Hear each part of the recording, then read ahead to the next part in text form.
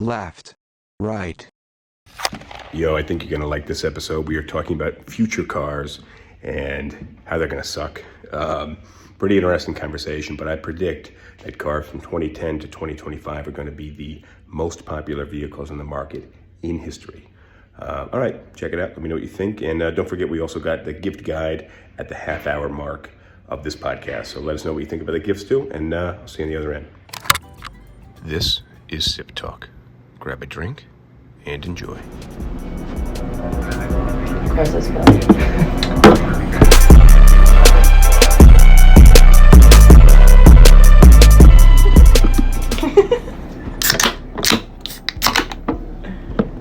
Cheers. Cheers. Cheers.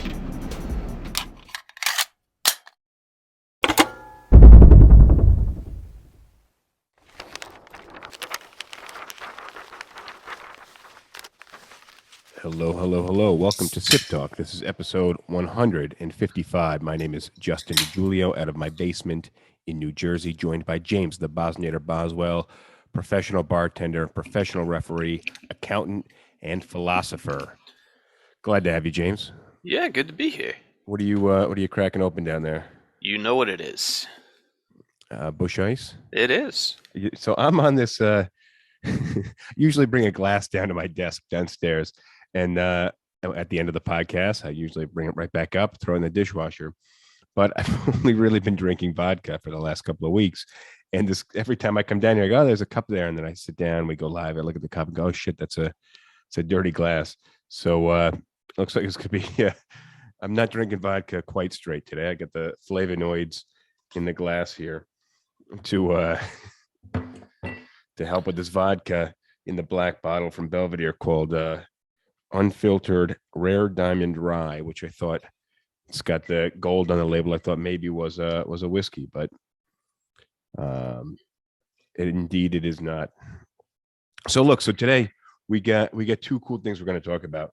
First, we're going to talk about the future of cars and how much they're going to suck, and then about the half-hour mark, we'll break into the Christmas gift list, the official gift list for 2021, because we did an earlier episode this year, a few weeks back, kind of a recap of gift ideas, just so that people who are listening have an idea of some good Christmas gifts to give, because it sucks trying to buy something for somebody and like you can't think of a good gift, and then you end up just getting them like some kind of cheesy, like some of that you pick up. I was in Marshall's or TJ Maxx or one of those stores last night, and they had this whole section of just like the most bogus gifts that like you buy people that are like somewhat masculine or somewhat feminine type gifts, and they're just Give me an example.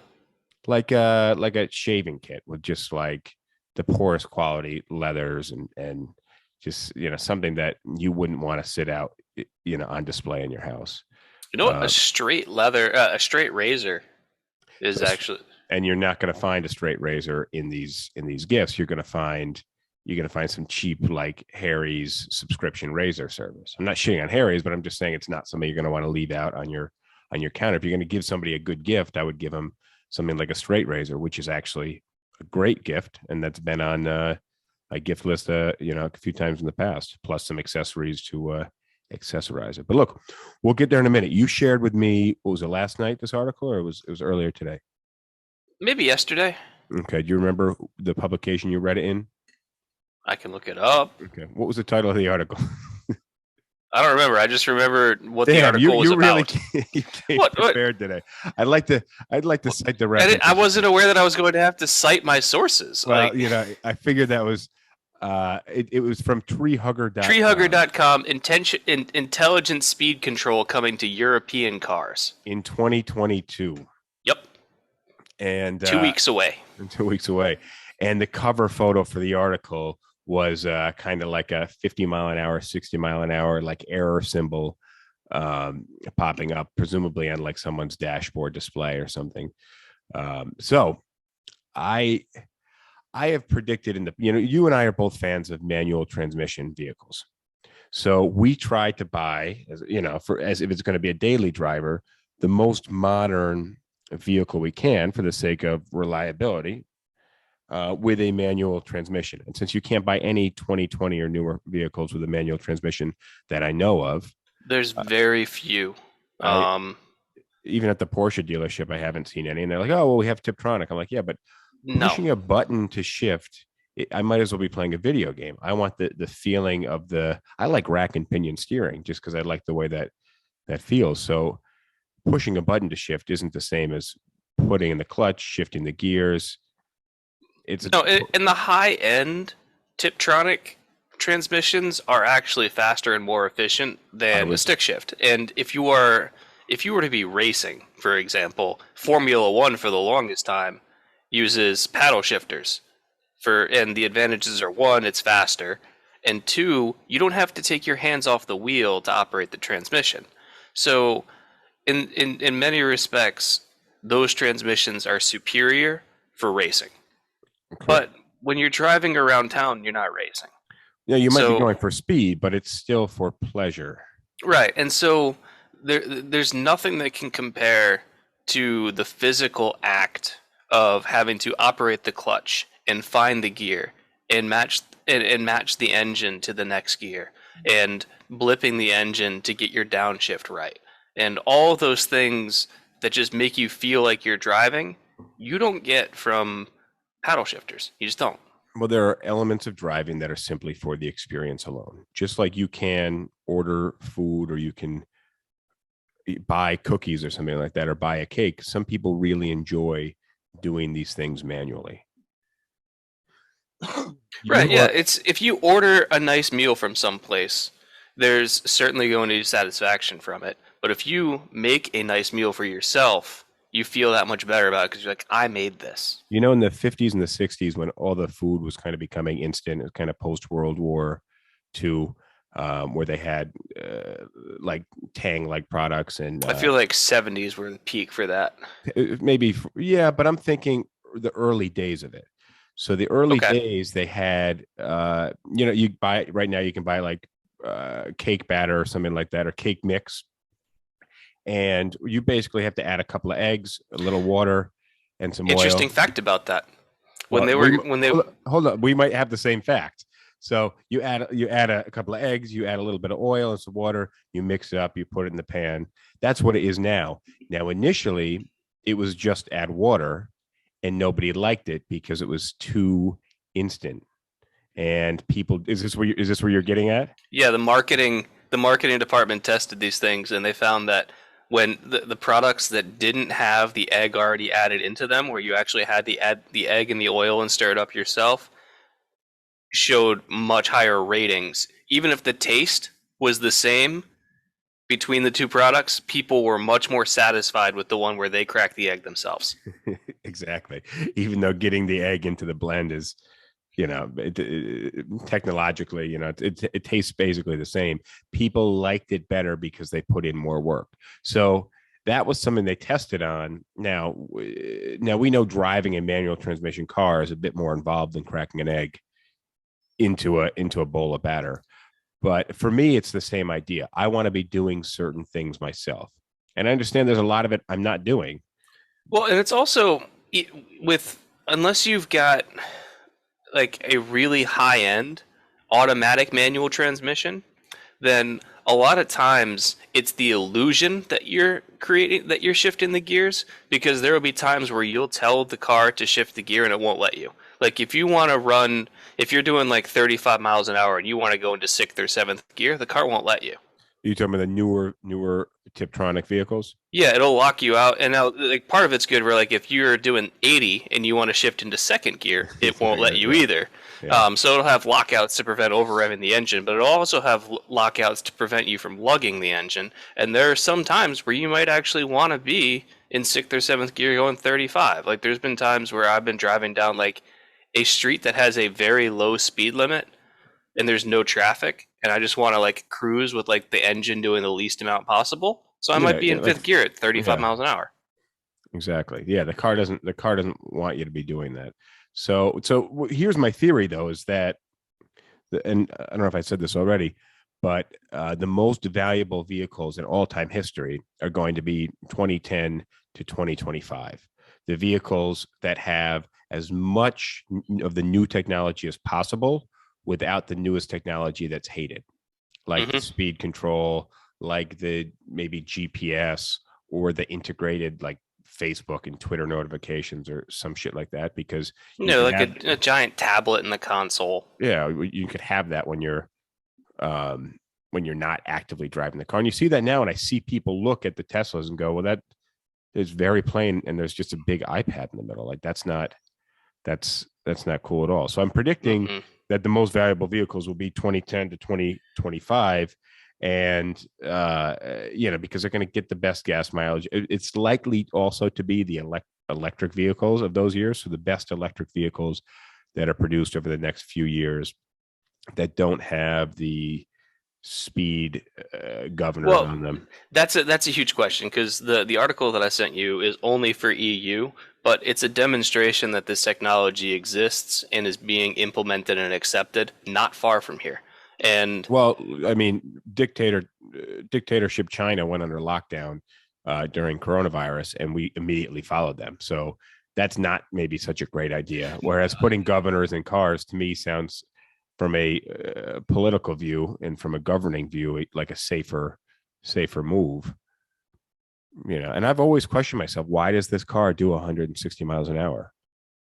Why does the speedometer say 180? Let me see how close I can get it. Yeah, well, I think there's a big difference between, like, I've driven cars that have been governed to like 115 or so, and I found out.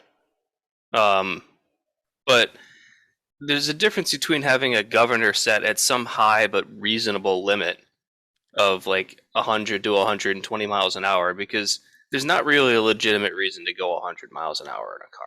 There's not really a legitimate reason to do 80 miles an hour in a car. There is absolutely a legitimate reason. In Texas, there are highways that have a speed limit of 80.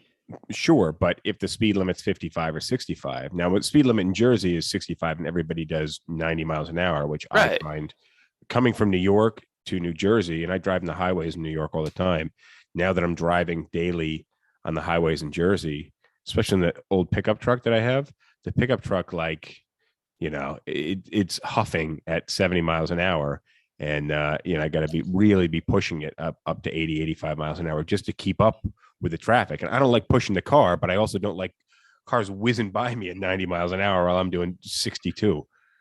Right. So reading that article, I got irrationally angry, because imagine driving along and all of a sudden your car just starts to lose power.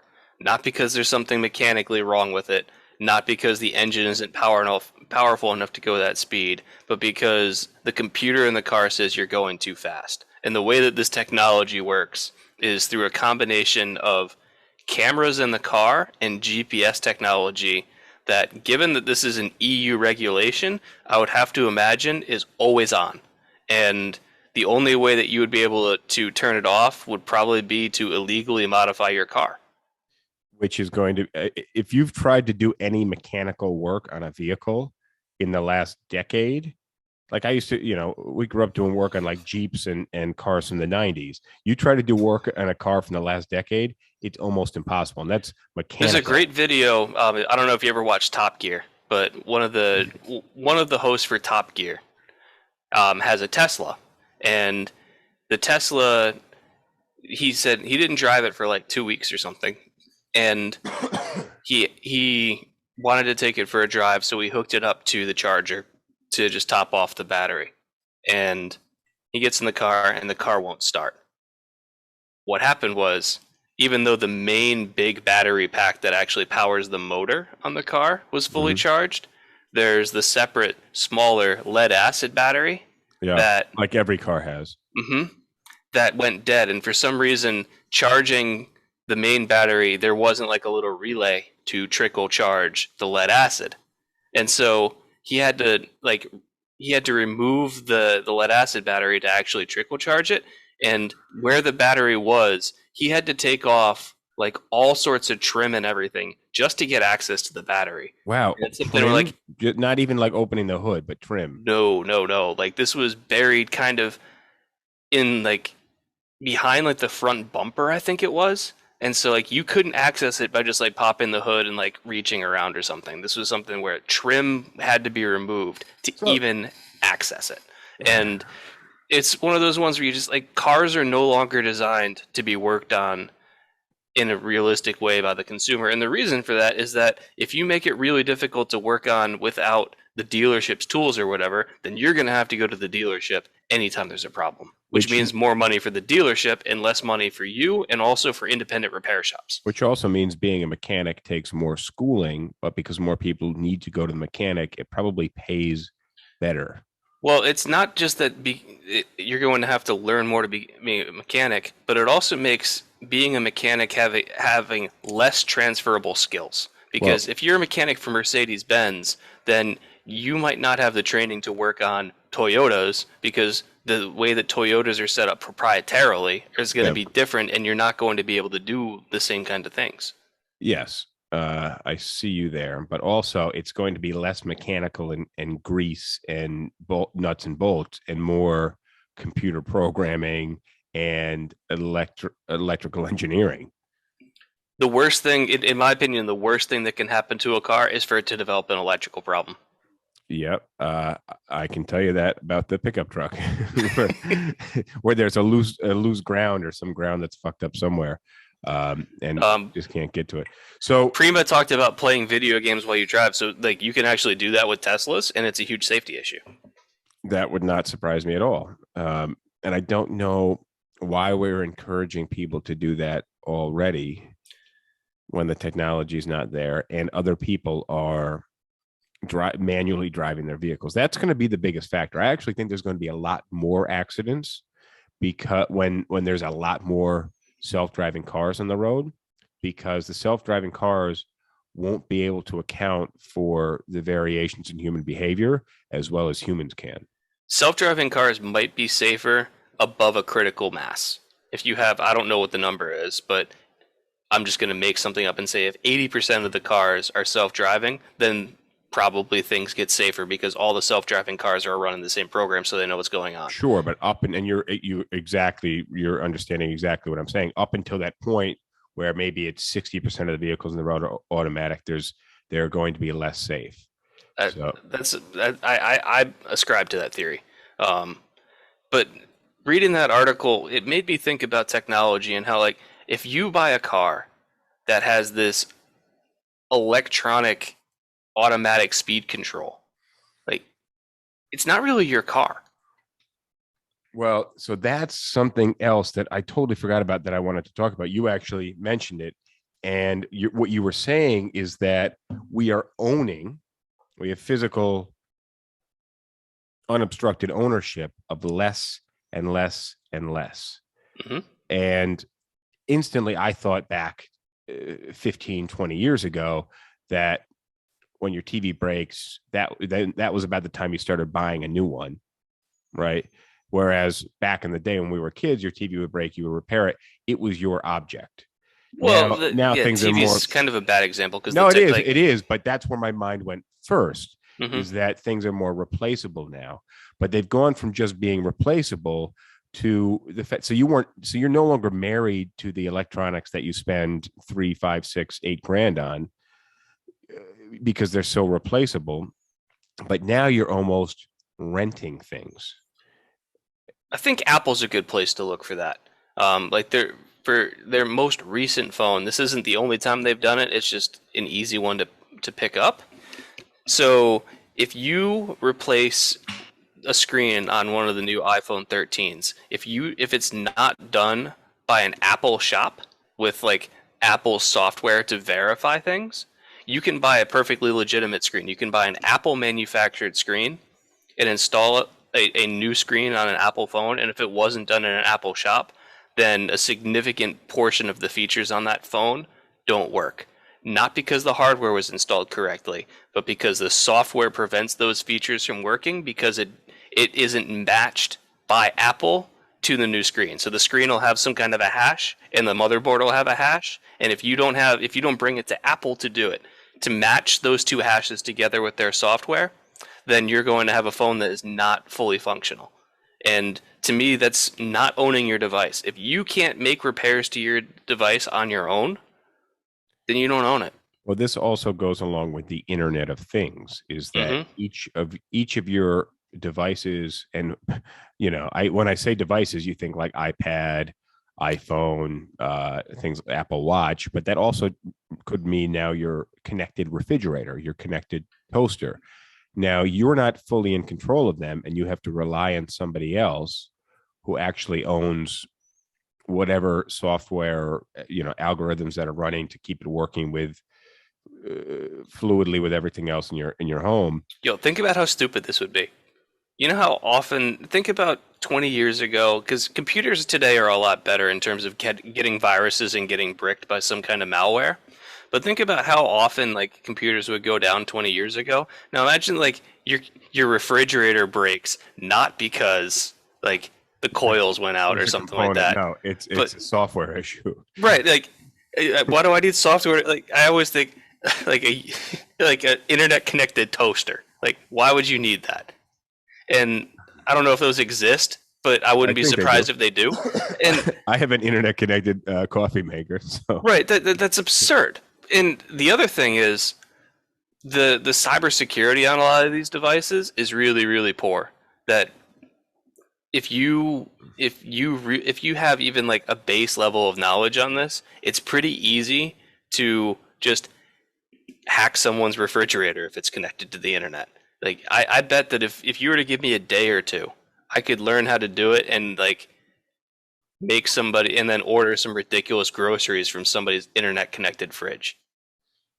Yeah, my refrigerator is not connected to the internet in that way, but there's fridges that are, and they're shockingly easy to hack. One of my favorite, I think I talked about this a while back.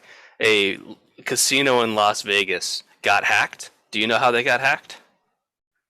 Oh, through the smoke detectors or something like that. They had an aquarium as part of the decorations in the casino, and in the aquarium was an internet connected thermometer.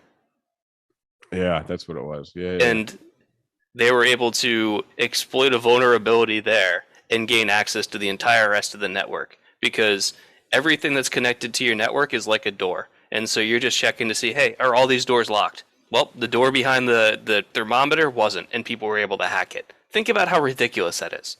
Yeah, no, I completely agree with you. So Primus says, imagine hacking someone's toaster. I would totally do that.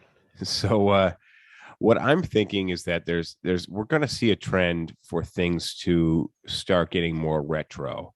And, if you look at certain computer graphics, even, what's that video game where everybody's pixelated? They have big heads. Minecraft? Maybe. I don't know much about it. There's a lot of those video games, a lot of pixelated big head games. So you're not really narrowing things down. No, but I think that we're going to see a trend, especially with the rise of VR and with the rise of like graphics and video games, that a video game that's fully real life is going to get boring really, really fast. And I guess I'm kind of pivoting a little bit in the topic here, but I think that the video games like Grand Theft Auto or something, any of the role playing games, anything that's too real, I think is going to get boring really, really fast. And we're going to start seeing some more pixelated graphics. That trend's already in place. There's been kind of a divergence in the video game world where there's kind of two avenues that video games are made now. You've got the really big studios that have, like, I think the last Grand Theft Auto game had a budget in the hundreds of millions for development. And so you've got what are called AAA games that have very good graphics and lots of development. And then you've got independent games that don't hide the fact that they're not trying to put a ton of work into their graphics and kind of revel in 16 and 32-bit graphic styles. And the effort and what makes the games great is the actual gameplay. And then the graphics either are a throwback to another era but like there's lots of games that are coming out in 2020 or 2021 that are graphically similar to games made in like 1998. Right. I think we're going to see more than. I think the ones that we do see that have the higher pixelates and require more processing and graphics power are also going to, so the realities look closer to actual reality, but you're going to have some more of the kind of anime-esque aspects of things where it's like the real world, but with some just some weird shit going on. Well, and so you're mentioning that about video games. I actually thought about this in terms of like cars too, which is that you and I are not alone. We're in a shrinking minority, but I think that there's eventually going to come a point where there's going to be one auto manufacturer that fights the trend that we're currently in and makes cars specifically for enthusiast drivers. And I'd say that right now, Mazda is doing its best because they still make cars like the Miata, which I was in the Mazda dealership like almost about a year ago and checking out some of their newer vehicles. And I was actually thinking back, I was unimpressed because they didn't have the technology in them that all the other cars have. And now that it's a really good example would be the gear selector. So not manual transmission, automatic transition, but the gear selector where you put it from park to reverse, neutral, drive in the lower gears was actually something that you move, whereas all the other auto manufacturers is almost like you can move one digit in each direction to select the gear, or you got to tap down to go to lower drive. And now that you mentioned that, I wonder if that's because that's maybe a more traditional and they're sticking with that. But like Mazda's philosophy from the last time that I read press releases from them was that they still recognize that there are driving enthusiasts out there. So they're still going to, there's a market for people that want 3 pedals. Yeah, but not many other car manufacturers are like that. Several years ago, Ferrari just said, we're not making cars with 3 pedals anymore. Which is like peak car enthusiast car, said we're not making manual transmissions anymore. Well, on the comment, Porsche's kind of along the same lines. Well, yeah, Porsche's right up there too because they got to fit in, and you know it's just really sad to see these guys kind of leave their roots. Now, I think what you're saying is there are going to be some manufacturers that stick back, with traditional vehicles and for the sake of the driving and the enthusiasts. And as that evaporates, maybe they will kind of like as the general market abandons people like you and me. There's going to be a window that opens for a niche company to have a product line that caters to the enthusiast. Yeah, except what's regulated out by legislation. So I want to hit this comment. Premisa from Prima that says, do you think consoles are going to be a thing of the past in a few years? So as far as I know, you're not a big console guy.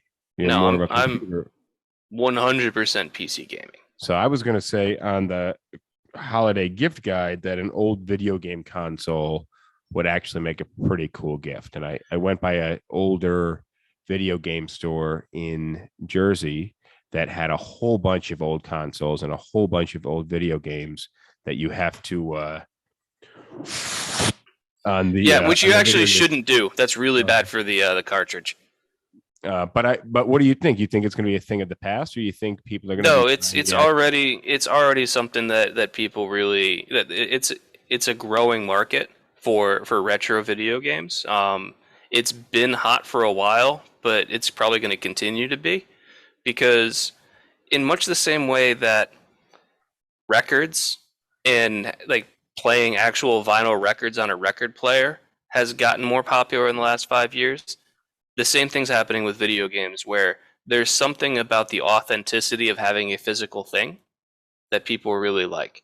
And I don't think that consoles are going to go away, even like the modern ones, because like right now, good luck trying to buy a PlayStation 5.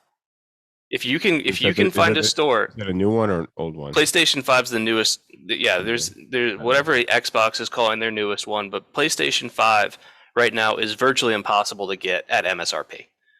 If you can find a store in your area that has one, buy one. But even if just to resell it. Right. And so consoles are popular because like I like PC gaming for many of the same reasons that I like all these other things that I've talked about. It's customizable, and I have true ownership over it. Like I get to, if I'm the one who owns the operating system, and I can make changes to it. I own the hardware. I can change out parts in my computer. When you have a console, you're limited to the firmware of the manufacturer. So it's, again, you own it, but you don't have full control over it because you can't replace the hardware in a console. You can't change the firmware.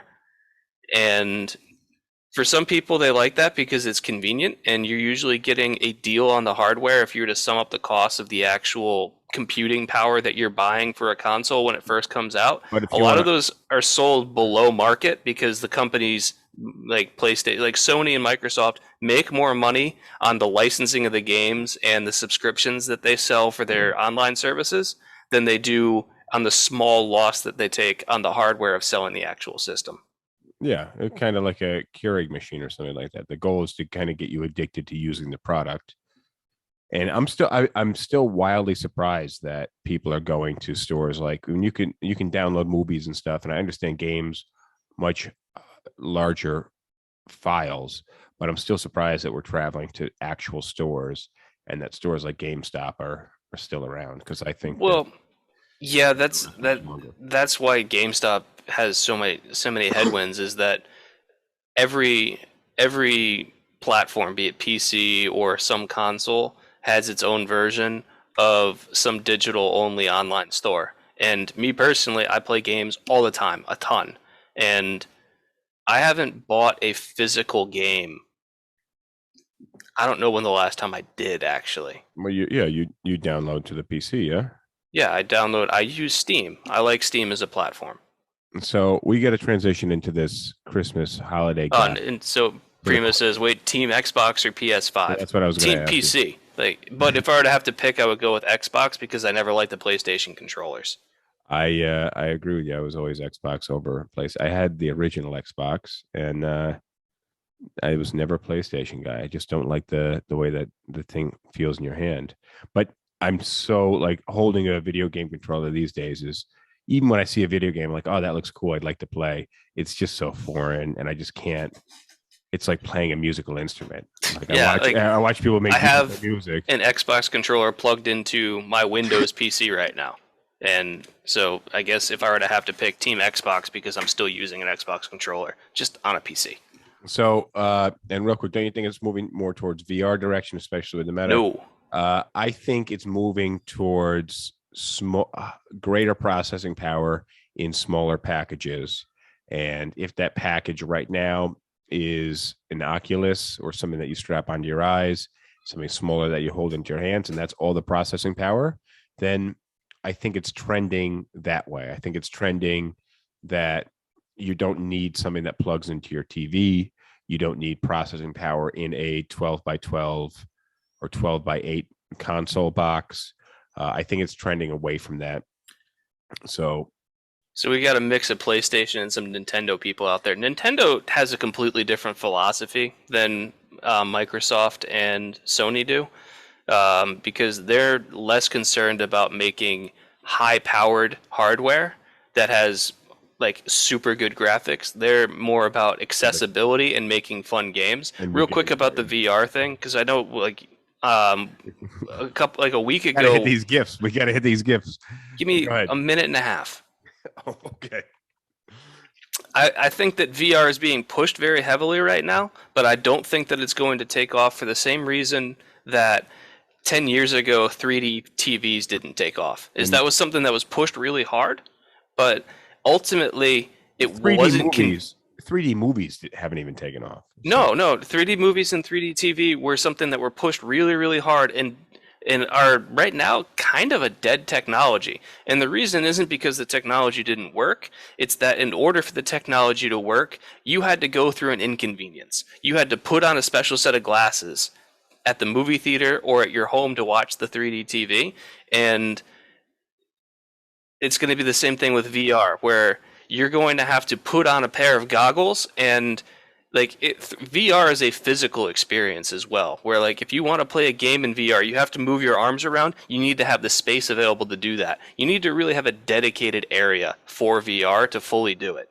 And that's why I don't see it taking off, is that the barriers to implementation for the user are too high. Yep, and that's and it's a less convenient experience. If you want to look at anything successful in the last 100 years, look for something that makes an existing experience more convenient. VR does the opposite. And more accessible. More convenient, more accessible, agree. Yeah. So VR doesn't do that. It's less accessible and it's way less convenient. Does it have its uses? Sure. But it needs to overcome those two barriers, which in my opinion are insurmountable. So, all right, let's hit this holiday gift guide for 2021. Some of these items we mentioned in the previous episode, but Raj has one more thing he wants us to hit. Well, I said we hit that at the end. I said we hit the snowman that I built last weekend. We can mention at the end. All right. Okay. Well, yeah, and that'll be a good way to wrap up the talk about gifts, about how you can't make everybody happy. So I'm going to try to display it on the screen here if I can, but I got the Bodum handheld frother. I don't know if you can see it, but it's a little machine with a miniature whisk on the end. And it's actually really cool for mixing up drinks. I've used it a whole bunch of times. I just got it this year. And is it just like an immersion blender? Yeah, but it's like a little stick. And then on the very end is like a tiny whisk. If you open the email, you can follow me along. The email that I sent you can follow along. But it's really cool. Research department on it. You just rinse it off when you're done. I use it to mix up like protein powder, some energy drinks. You can mix up cocktails with it. And it's cheap. I think it was like $15-20. Next on the gift list, and some of these gifts are big gifts, some of these gifts are small gifts. I wanted to have a mix between like this is the gift and this is like a stocking stuffer. So we'll do the hand mixer is kind of more stocking stuffer-esque. And then the next one I have is the Bartesian cocktail machine.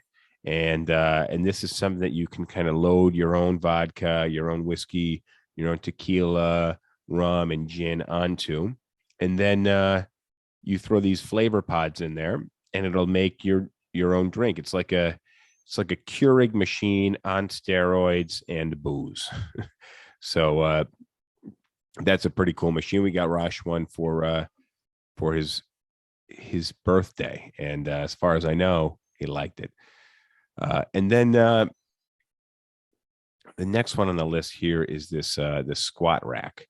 So since I've been building a home gym over the last year, the first thing I got was a squat rack. And I think this one you can get for like $200. I didn't realize they were that cheap. When I did, I was like, oh, hell yeah, I'm going to get one of those. You get the squat rack. You can accessorize a little bench, a little bar, and some plates, some weight plates. And you got a whole bunch of exercises that you can do in your own house. You got the pull-up. Got to be delicate when you're giving somebody exercise equipment as a gift. Very true, very true. Now that's the squat box, the squat rack there. The next box I have on here, and this is really cool, is a smoke box. It's a cocktail smoking box. It's got a little port where you can pipe in the smoke, and then you see in the picture here and this one I think is from Williams Sonoma. It's called the Craft House Cocktail Smoking Box. And you pipe the smoke in, you let it sit there for a minute, 60 seconds or so. And that's your cocktail. It's got a nice hint of the aroma of whatever you're smoking. I actually have a whole bunch of flavors of different woods like hickory and maple and things that you can smoke with. The next thing on here, I don't think I have I do. Concert tickets. I think concert tickets was your idea, right, James? Probably. And I'll let you sell them then. Why are concert tickets a good gift in 2021? Well, for one, giving the gift of an experience is always solid as long as you have an idea as to what they like. So, like, don't buy me Taylor Swift tickets. I probably won't go. But if you know that somebody likes a band or whatever, then you can get them 2 tickets, and it's something that they'll enjoy, and it's something that you can also share with them. It's a great gift for like a significant other, because here's something that you're going to like, and by the way, it's a date night for us. So yeah, especially if you're going to go, because it would suck to get somebody a couple $100 worth of tickets they don't show up for. But also people haven't been going out that much lately. So yeah, you can do it. Like it doesn't have to be a concert ticket. It can be some other experience, like I don't know, skydiving tickets. No, there you go. Yeah, and they're not hooked to a certain date. Yeah, which you should try if you haven't done before. I don't want to do that. So the next gift I have is the sunset projection lamp, and I actually have one of these in the entryway to the house, and it turns on automatically every day at dusk. Hold on a second. So Prima said the concert tickets are a bad gift for someone who's deaf. I got to share this one because it made me think. A while back, Taylor Swift had a concert where her fans could vote on her to play a free concert at like a certain high school. So it was a fan voting contest of, you know where this is going. Yeah. And so the internet found out about this, and everybody got together and they voted for Taylor Swift to play a free concert at a school for the deaf. That's the school that won. I had no doubt. So the next gift is the sunset projection lamp, which projects this. They call it like the golden hour. People love taking pictures at this time of day when the sun's setting. You got this kind of more reddish, yellowy hue in the light. Very cool light. Like I said, I have one that's in the entranceway, and it comes on every day at dusk, which is pretty cool. Next gift. Now that I live just outside the city, as far as I'm concerned, fashionably, I'm a country boy, so I really have been wanting to buy a denim jacket, and why not a denim jacket with some real sheepskin on the inside, a nice Sherpa lined denim jacket for the wintertime. So I think that would be a pretty good gift. It's something I'm kind of digging. And my next option was I've been looking for a vintage record player. I want to get one of those consoles with the speakers built in, the turntable built in, maybe an AM FM radio built in. But I didn't put a vintage record player because a lot of those don't work. They're tough. So I had something vintage. And here I found a nice vintage watch. I don't even know who it's made by. It just says chronograph on it. But having a cool vintage watch is pretty cool. It just tells the time. It's kind of a fashion statement.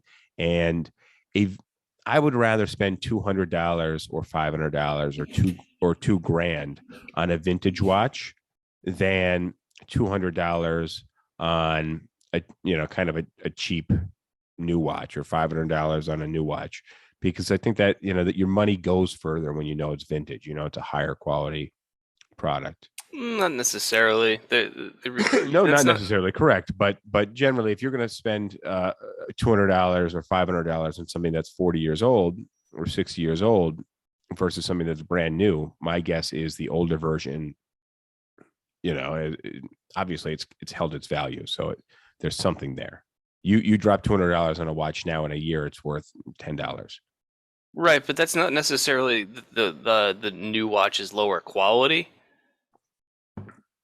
Because some of the new watches, a new $200 watch is going to be more accurate than a $200 vintage watch. Sure, you're buying for different reasons. Exactly. All right. So, but that $200 watch is going to be worth $10 next year. The $200 watch you buy that's vintage will be worth $200 next year. Yeah. So I changed my vintage record player to just maybe, and this might have been on an older list, but just a cool looking record player. You can get them for $100 or $200. And if somebody's into music, you get them the record player, you get them a couple of discs, and they're a happy camper. So it's nice to have. And then I know I've had some higher value items. So I got the Rain-X. Are you following along with my list here? I remember it, but all right. I also know what all of these things are. So Rain-X is a great stocking stuffer. If you haven't used Rain-X before, buy some Rain-X, throw it on your windshield, rub it in, buff it off. drive through the rain. I told you a few episodes ago that I buffed the hell out of it on my windshield, and that it just didn't rain for like 3 weeks. And then finally when it rained, my car was in the shop. So I was actually really bummed that I couldn't drive during the rain with the Rain-X on there. Next up, scratch off tickets. Scratch off tickets, not one of my favorite gifts to give or to receive, but it hasn't been on any of my last 6 years. They're easy and they're fun. And if you really want to have fun, then buy fake scratch off tickets that look like that always win. Oh God, that's just cruel. I think they did that to my uncle like 25 years ago. He almost had a heart attack. That's not nice, but it's funny. So, but yeah, scratch off tickets, not a bad idea, especially if you got a really super low budget or you're just looking for something kind of chintzy to give to somebody. Prima asks, do you prefer to wind up your watches? I don't have, I charge my Apple Watch, wireless Apple Watch charger. There's no winding. I've got a wind up watch, but it's one where like you have to stay on top of it. If you don't wind it up like every day, it'll stop. So it's cool and all, but it's mildly annoying. So sure, but you're going for this kind of authenticity retro feel. So when you said an older watch isn't as good as a new watch, and we're talking about it taking a precise measure of time, you're not wearing an old watch to have a precise measure of time. You're wearing it for style or flair. And if my budget for a watch is $500, I'm buying a vintage watch. If my budget for a watch is $2,000, I'm buying a vintage watch. My budget for a watch is $8,000 or $10,000. Maybe I'll buy something newer. Like I've got a wind up watch, and the only time that I would wear it would be if I wanted to have like it would be an accessory piece, not functional. I have a couple of vintage ones, battery powered, but every time I go to grab them, the battery's dead. I change the battery, wear it a week, and then put it back in my dresser drawer. And because like my everyday watch is a Garmin Phoenix, which has tons of features and works really well, but it's not something that you're going to look at and like heads are going to turn. No, not with a Garmin. Same thing with an Apple Watch. It's just not happening. All right, next gift, also stocking stuffer. And this is a pack of playing cards. We talked about that, I think, in the previous episode. And it's a cheap gift, but I can tell you, especially after having so much free time during what was it called? The pandemonium or the pandemic or something. When we were all stuck, well, I wasn't, but other people were stuck inside. It's nice to get off your cell phone, spend some quality time with people, play some cards. I've been teaching the young nieces and nephews how to play blackjack and some other card games. It's nice to just chill. You don't have any cell phones on the table. You smoking some cigars, some cigarettes. Me teaching and the nieces and nephews how to smoke cigars. Yeah, it's nice. I always channel Risky Business, where they're all smoking kind of wet, soggy, chewed up cigars. Yeah, at the table. Listen to some Bruce Springsteeners. I don't know, but a deck of cards, if somebody doesn't have it already, or even if they do, a new deck of cards, nice, shiny, good quality playing cards is nice. And it's not, you can buy them at a fucking gas station. So yeah, and it's also a decent pack of cards for $5 to $7, and you can get a decent pack of cards. Yeah, so it doesn't even seem that much like an afterthought. I mean, I'm telling you, they're almost at every gas station. So it's kind of a cool gift, and it's sort of retro too. So that's nice. Last gift, and this is also fully your idea, is a ceramic knife. And this is, a lot of the ceramic knives I found were kind of colorful and chintzy looking and really, really cheap looking. And they don't match like the German or the Japanese chef's knives that you might have in your set. Yeah, this one's still got a plastic handle, but it's got a black blade. And a lot of them have a white blade, but this one's got a black. I think blade. The white blade looks pretty cool. My set of ceramic knives looks very similar to that, where it's black handle, black blade. Yeah, it's really cool. The ceramic knives are a hell of a lot cheaper than the your steel knives, but they're pretty cool looking. And James, you want to talk a little bit about ceramic knives and how they're different from They're super sharp and they hold their edge very well. You never need to sharpen a ceramic knife. They're not meant to last forever. Like if you buy a really good chef's knife, like a Wusthof or a Henkel's knife, and you take care of it, it'll last you years. Even if you use it every single day. But like ceramic knives are not meant to last forever. It's a brittle material, and so you can't use them for like chopping things. And by that I mean like chopping through bone, like you could with like a chef's knife, because the knife itself will crack. But they're really, really good for fruits and vegetables or anything slicing. And the other nice thing is because it's ceramic, like the blade will never rust and there's no metal on it or whatever. So like if you cut up fruit, the fruit will never like, for lack like corrode.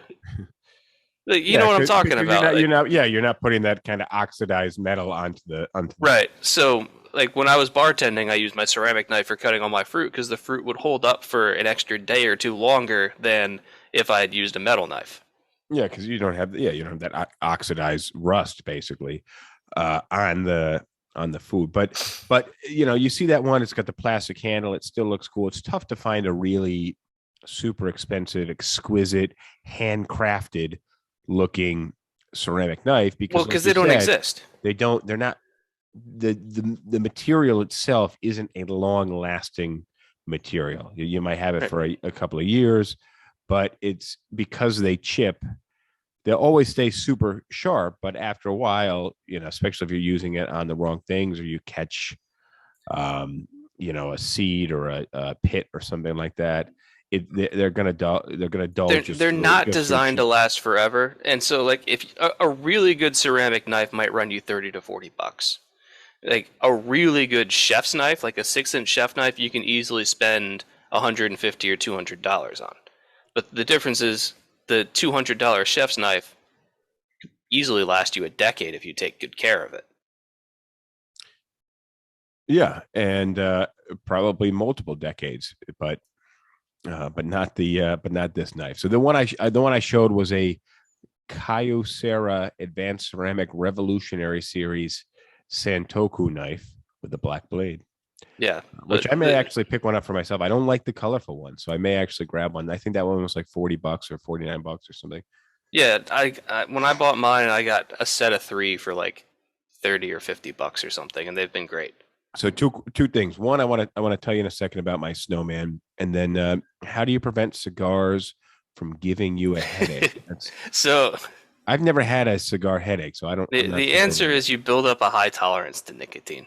Like the reason why you're getting a headache from a cigar is probably because that's the first time that your body has had nicotine in it since the last time you had a cigar. Well, if it's your first cigar, but it's also it's because cigars are actually, if you're smoking a cigar for an hour or so, you're getting a really large dose of nicotine. Well, think about how long you smoke. If you are a smoker, are you smoking a cigarette for? 5 minutes. I was going to say 3 minutes. 5 minutes tops. 3 to 5 minutes, sure. Yeah, I'm not much of a smoker at all. But when I smoke a cigarette, I really pull really hard, so I get like 3 or 4 pulls tops out of a cigarette, and it lasts very shortly. So a cigar for me, I do the same thing, but it doesn't end, and I'll be there for 25 minutes, a half hour. If it's a big enough cigar, 45 minutes, and your body is just absorbing this nicotine, even though you're not inhaling it. The nicotine is still crossing. Yeah, it's still picking up through your mouth, and also just like the part of the cigar that's actually touching your mouth, you're absorbing nicotine directly from the leaves, like not just the smoke, but also just the part that's touching your mouth. Yeah, it's just a cigar. The dose of nicotine that you get from a cigar is just orders of magnitude higher than a single cigarette. Yeah, cigar. You know what? Fuck that. Let's add cigars to this year's holiday list. I'm gonna impromptu some cigars. Would be nice for the ladies or for the guys. And Rosh mentions poker. After the cast, I want to tell him about a poker variant that I came up with. All right, so we'll stay on once we wrap up. We got about 5 minutes left, and I want to tell you, I sent you the text with what happened when I tried to build a snowman out here in the suburbs of New Jersey, and I got a lot of woke neighbors in this neighborhood, and I'm just trying to fit in, so I had to make some adjustments. But you wanna read the timeline? I'll fill you in on what happened. I sent you the timeline. So 8 a.m. I made a snowman. 8:10. Well, my feminist neighbor came over and asked me why it wasn't a snow woman. 8:15. I gave the snowman a sex change. 8:17. Well, she was right there. My feminist neighbor complained about my snow woman's large bosom, saying that it objectified women everywhere. 8:20. The lesbian couple living nearby threw a hissy fit as they walked by, because my neighborhood, we got a nice sidewalk. People walk in the mornings there, and they said I should have made 2 snow women. So I made another snow woman as a partner. 8:22. Well, the person was walking by, the transgender. It was a them was walking by the. It was a person walking on the sidewalk. I didn't know, but they asked why one snowman. Why I didn't just make one snowman with like interchangeable parts. I didn't know what to say. 8:25. So we get this other neighborhood. They got this garden. Another neighbor. They got this garden in the back. I think they're vegans, and they complained that I had the carrots there for the nose, and they said it was really wasteful because I was wasting food. 8:28. Well, a couple of people that were passing by, their morning protest routine with the signs, the Black Lives Matter signs. They called me a racist because both of the snow people were white. Which I didn't really think about that in advance. I just kind of used the resource I had available. So 8:30. So I used some food coloring to change the color of one of the snow people to be a bit more inclusive. So the least I could do, trying my best. 8:37. Well, then they accused me, even fucking God forbid, that that it was effectively like doing blackface to the snowman, because I had a white snow person portraying a colored snow person, which was even more embarrassing. 8:39. Well, so the people with the gilded fence in their front yard, I guess they're Middle Eastern. They came across the road, and they said, well, your snow people are too exposed. It's offending my family. They need a full burqa for the a snow person on your front lawn and display needs to be more modest than that. 8:40. Well, somebody called the police, and they came over, and they it was really embarrassing now, because if the neighbors hadn't noticed, so we had the sirens on the street, and the police were there, and they read the list of complaints that had been levied against me. I didn't know everybody also had called the police, but I guess you got to complain. 8:42. The feminist neighbor, right off, she came back, and so now it's like 40 minutes later, and she complained that the broom that I gave the snow woman, depicted a woman in a purely domestic role, and that's not what women are. Women aren't purely slaves of the home. 8:43. Well, I didn't know this, but in our HOA, there's a equality officer, and he came in and threatened me with eviction, because obviously this was an equality issue. 8:45. Well, the news showed up. A couple of news vans with the cameras. They kind of set up. I told them they couldn't come on the property. They stayed in the street. And I was asked if I knew the difference between a snowman and snow women. And jokingly, I said snowballs. And the female reporter, called me a sexist pig. Which 9 a.m. So it was an hour later. I was on, this was live. I didn't realize they were recording live, and I was on the news, and apparently I was reported as a, and this is terrible, but suspected racist, suspected terrorist, a homophobe, a sensibility offender, and I was bent clearly on stirring up trouble in my neighborhood during the difficult weather that we were experiencing. 9-10. The police asked if I had any accomplices, and I didn't just make the snow people to make snow people. I don't have that kind of spare time. I needed to. I wanted to incorporate, so I had the kids help me so I could show them how to do this traditional snow people thing. And then, of course, the police found out that I had children. Social services were called, and they took the children. 9:29. Well, this is, it is a little too far, but the far left protesters came. They were offended by obviously everything I'd done. They marched down the street and demanded my arrest for all of the crimes. 9:45. By now, the story was all over social media. My boss called me and fired me because of the negative association with his company. 10 a.m. I cried into my drink because all I wanted to do was build a fucking snowman. All right, that's it, everybody. Thank you very much. James, Raj, stay on. I'll see you guys next time. Thanks for joining. All right, that concludes this episode. Thank you for joining, and I will see you guys next time. Happy holidays. I like PBR. I just got priced out of it.